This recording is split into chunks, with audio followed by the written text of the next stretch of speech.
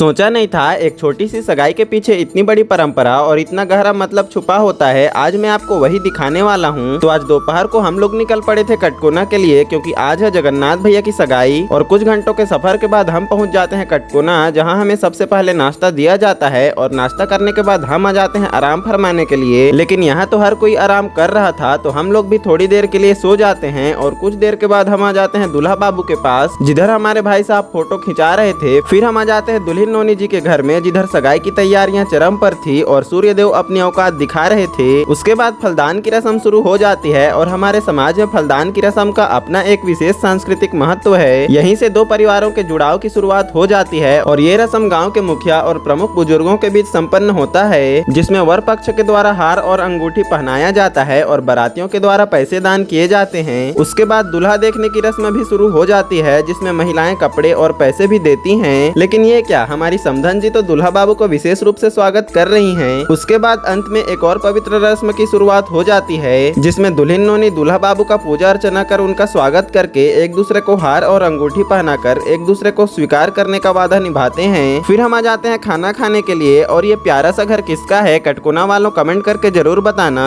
इसी के साथ हमको खाना भी परोस दिया जाता है। और आपको कौन सा मोमेंट और परंपरा सबसे ज्यादा अच्छा लगा, कमेंट करके जरूर बताना। हम आपसे मिलते हैं नेक्स्ट ब्लॉग में।